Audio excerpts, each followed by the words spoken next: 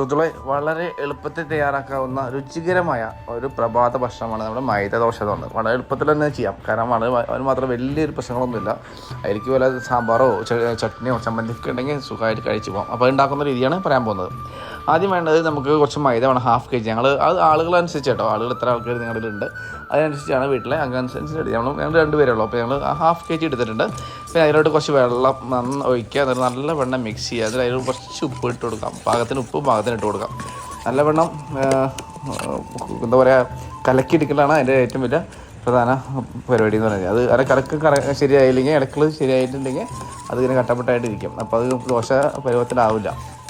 അപ്പോൾ അതുകൊണ്ട് നല്ലവണ്ണം കലക്കിയെടുക്കുക. പിന്നെ ചിലർ പച്ചമുട്ട ഒരു മുട്ട പൊട്ടിച്ച് ഒഴിക്കാറുണ്ട്. അത് താല്പര്യം പോലെ ഇരിക്കാം. കുറച്ചും കൂടി അത് അതുപോലെ മൃദുവാകാൻ വേണ്ടി ഞങ്ങൾ ഒഴിച്ചിട്ടില്ല. ഞാൻ ചെയ്യുന്നത് വളരെ സിമ്പിളായിട്ട് ചെയ്യാൻ പറ്റുന്നത്. പെട്ടെന്നൊരു എന്താ ഉണ്ടാക്കേണ്ടത് നമ്മൾ ബ്രേക്ക്ഫാസ്റ്റ് എന്ന് പറയുമ്പോൾ നമുക്ക് ആലോചിച്ച് സമയം കളയേണ്ട ആവശ്യമില്ല.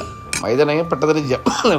നമുക്ക് എല്ലാവർക്കും അറിയാം മൈദ പ്രശ്നം തന്നെയാണ്, മൈദ ദോഷം തന്നെയാണ്. പക്ഷേ എന്നാലും നമ്മൾ മലയാളികൾ ഒഴിച്ചു കൂടാൻ പറ്റാത്ത ഒരു സംഭവമാണ് മൈദ, പൊറോട്ട എന്നൊക്കെ പറയണത്. അപ്പോൾ അതുകൊണ്ട് നമുക്ക് ധൈര്യമായിട്ട് കഴിക്കാം. വേറെ എന്താ ഉണ്ടാക്കാം അല്ലേ? എന്നും അരിദോശ ആവാൻ പറ്റില്ലല്ലോ, അതുകൊണ്ട് ചേച്ചൊക്കെ വേണ്ടേ. അപ്പോൾ അതുകൊണ്ടാണ് നമ്മൾ മൈദോശ ഉണ്ടാക്കാൻ പോകുന്നത്. അപ്പോൾ സുഹൃത്തുക്കളെ, നമുക്ക് മൈദോശ എങ്ങനെ കഴിക്കാമെന്ന് നോക്കാം. എൻ്റെ രീതികൾ കേട്ടോ, ഞാൻ രീതികളാണ് കാണിക്കാൻ പോകുന്നത്. എല്ലാവർക്കും മൈദോശ കഴിക്കാൻ അറിയാത്തതല്ല. ഹായ് ഗൈസ്, എന്തൊക്കെ വിശേഷങ്ങൾ? സുഖമാണോ? ഞാൻ ഗുരുവായൂരാണ് ഉള്ളത്. നമ്മുടെ ബ്രേക്ക്ഫാസ്റ്റ് ആണ്. നല്ല മൈദോശ, ചൂടുള്ള മൈദോശയാണ്. അപ്പോൾ ചട്നി ഉണ്ട്. മൈദോശ എത്ര ആൾക്കാർ ഇഷ്ടപ്പെടുന്നു എനിക്കറിയില്ല. ഞങ്ങൾക്കൊക്കെ ഇഷ്ടമാണ്. പണ്ടൊക്കെ ചെറുപ്പത്തിലൊക്കെ മൈദ ഉണ്ടാക്കാനോടുകൂടി ചൂടൊക്കെ ചട്നിയും ചട്നിയും ഒക്കെ സാമ്പാർ ഇതിലൊക്കെ ഉപരിയാണ്. നല്ല ടേസ്റ്റാണ്. സാമ്പാറോട് വെച്ചിട്ട് ആക്കുമ്പോൾ നല്ല ടേസ്റ്റാണ്. ഇപ്പോൾ ഞങ്ങൾക്ക് ചട്നിയുള്ളത്, പിന്നെ കട്ടൻ കാപ്പിയാണ് കേട്ടോ. അപ്പോൾ കഴിച്ചാലോ കേട്ടോ. ആദ്യം ഇത് ഇങ്ങനെ കുറച്ച് വയ്ക്കും. അതിനുശേഷം ഇതിൽ അടിയിൽ കുറച്ച് വയ്ക്കോട്ടെയാണ്.